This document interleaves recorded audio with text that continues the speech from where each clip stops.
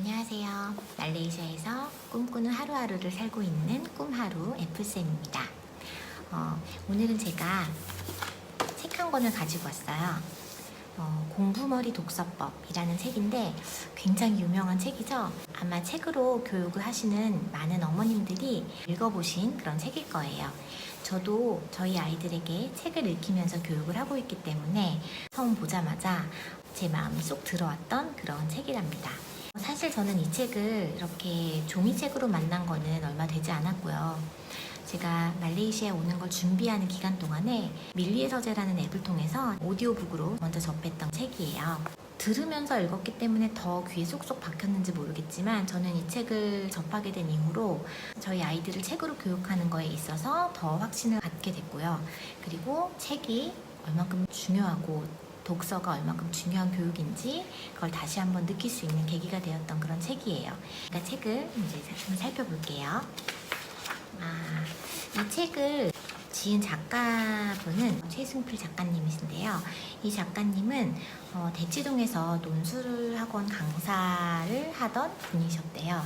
그래서 이제 굉장히 공부 잘하는 아이들을 맡아서 교육을 하셨던 분인데 이상하게 아이들이 학년이 올라가면서 중학교에 가면서 초등학교 때 공부를 잘했던 친구들도 중학교에 가게 되면 성적이 뚝뚝 떨어지는 현상을 많이 보인 거예요. 그래서 이 작가님이 이상하다 싶어서 학교에서 배우는 교과서 내용, 아직 배우지 않은 부분을 발췌해서 이렇게 읽어보라고 했더니 아이들이 자신들이 공부하는 교과서 내용을 파악을 잘하지 못하는 걸 보고 얘네들이 읽기 능력이 굉장히 떨어지는구나 이런 거를 느끼게 되셨나 봐요. 그래서 이제 그 아이들에게 독서의 중요성을 강조하시면서 독서 교육을 시작을 하셨던 그런 내용이에요.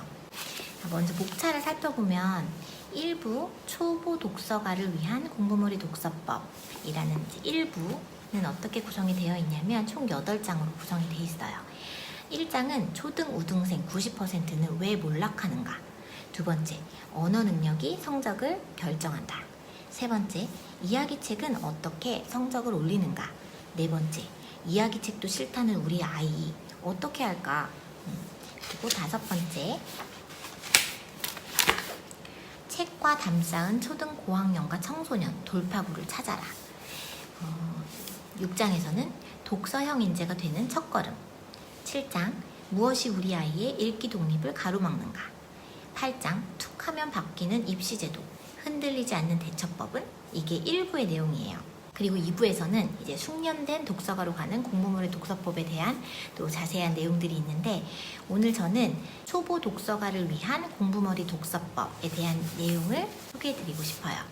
자기 연령대의 이야기책을 읽는 것은 가장 초보적인 단계의 독서입니다.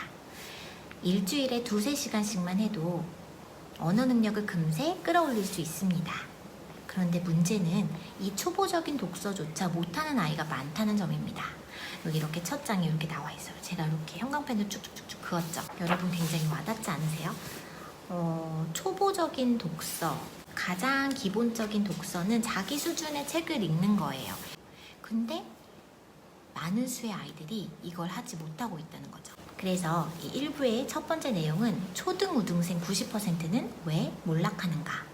흔히 말하잖아요. 왜 중학교 가면은 어려워져서 초등학교 때 잘했던 애들도 뭐 문제 많이 틀리고 그리고 성적도 뚝뚝 떨어지기 마련이야. 이게 정상이야. 다들 이렇게 얘기를 하는데 이거는 왜 그런 걸까요? 보통 엄마들은 이제 이렇게 얘기를 많이 해요. 초등학교 때는 맞히라고 내는 그런 시험 문제를 내준다면 중학교 때는 틀리라고 내는 문제가 많이 나온대. 이런 얘기들을 많이 해요. 근데 사실 초등학교 때 굉장히 공부 잘하던 친구들도 중학교에 올라가서 성적이 뚝뚝 떨어지는 경우를 주변에서 많이 보게 되잖아요. 근데 그 이유를 우리들은 당연하다고 받아들여 왔고 당연히 이제 틀리라는 문제들을 많이 내으니까 아이들이 공부를 해도 맞출 수가 없다. 이런 얘기들을 많이 하죠. 이제 이 책에서는 아이들이 독서를 안 했기 때문에 읽기 능력이 떨어져서 자기 수준에 맞는 교과서를 보고도 이해하지 못하기 때문에 공부를 하기 어려워진다. 이렇게 설명을 하고 있어요. 제가 책을 한번 살펴볼게요. 교과서가 어려워요 라는 이 파트를 보시면 상급 학교를 진학하면서 성적이 떨어진 아이들에게 그 이유를 물어보면 돌아오는 대답은 한결같습니다. 공부할 게 너무 많아요.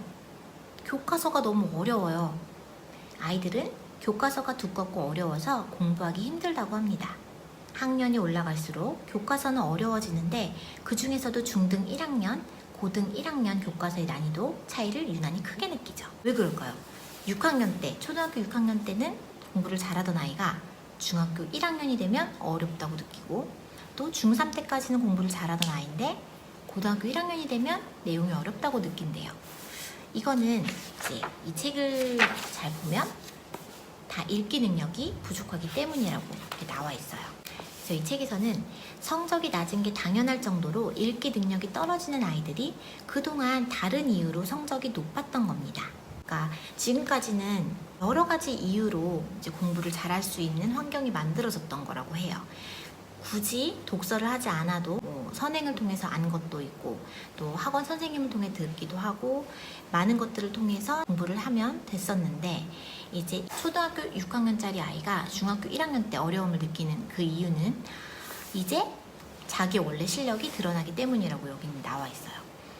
학원의 도움으로 뭔가 공부를 해오던 친구들은 학원에서 가르쳐 주는 것 말고는 이제 잘 자기 힘으로는 해낼 능력이 많이 없는 거예요.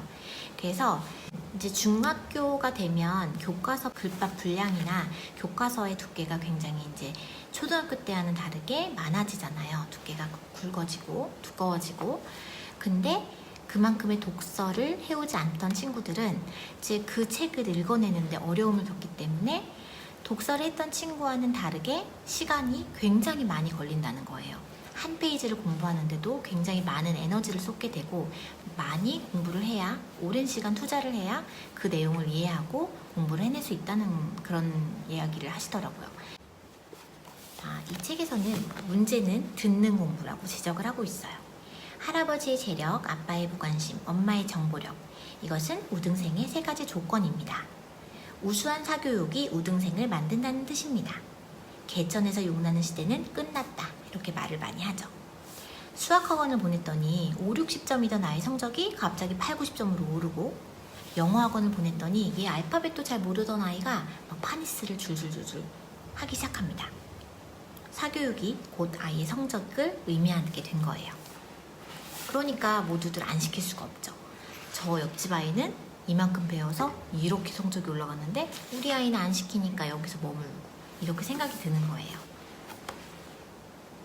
자, 근데 초등학생 때까지 위력을 발휘하던 사교육이 갑자기 힘을 잃게 된대요. 왜 그럴까요?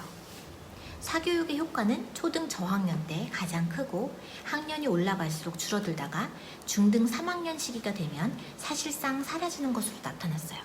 여기서 이제 연구 결과들을 얘기를 해줬는데, 초등학교 때까지는 사교육의 효과가 굉장히 높대요. 근데 중학교 때 서서히 이제 사교육 효과가 떨어지면서 중3 정도가 되면 사교육 때문에 공부를 잘하는 경우는 이제 많이 없어진다는 거죠. 교과서의 숫자가 늘어나고 두꺼워지고 어려워지니까요. 자, 초등 고학년이 되면 전 과목을 완벽하게 설명해 주는 게 버거워지기 시작합니다. 사교육에서는 학원 선생님이 교과서에 대해서 설명을 해주고 내용에 대해서 완벽하게 이해를 시키는데 이제 분량이 적기 때문에 그게 가능했었는데, 이제 고학년이 될수록 중학생이 되면 교과서도 많아지고 두꺼워지고 양이 많아지다 보니까 모든 내용을 아이에게 이해시켜주기가 어렵다는 거예요. 결국은 아이가 혼자 스스로 공부하는 법을 터득해야 된다는 거죠. 일일이 설명해주는 방식은 중학생이 되면 사실상 불가능해지기 때문입니다.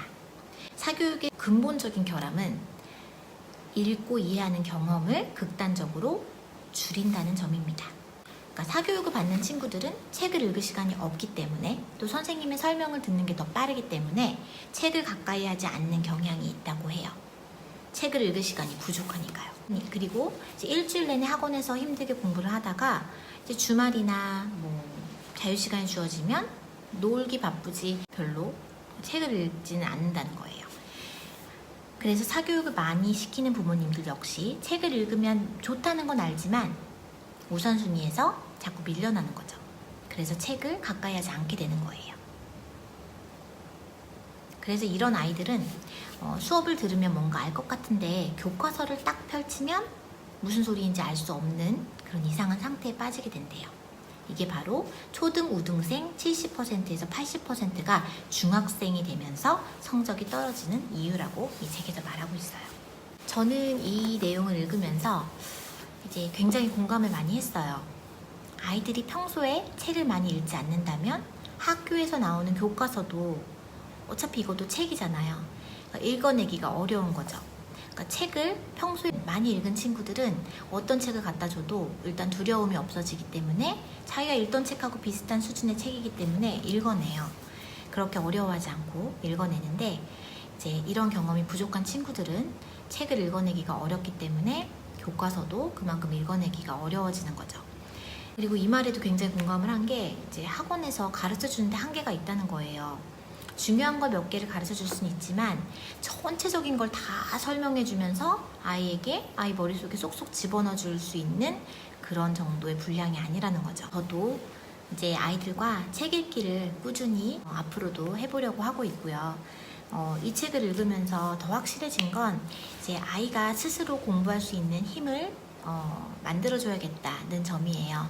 제가 아무리 좋은 교육을 아이에게 해준들 아이가 스스로 공부할 수 있는 능력이 없다면 이제 소용이 없는 거라고 생각이 드는 거죠.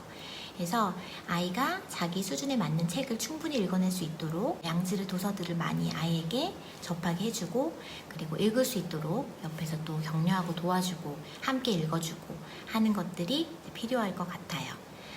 이 책은 굉장히 좋은 내용을 많이 담고 있어서 앞으로 제가 종종 이 책의 다음 부분들을 시리즈로 얘기를 해보려고 해요. 그래서 관심 있으신 분들 봐주시고요. 앞으로 함께 독서를 통한 교육 해봤으면 좋겠어요. 오늘도 시청해주셔서 감사드리고요. 좋은 하루 보내세요. 여러분 감사합니다. 안녕.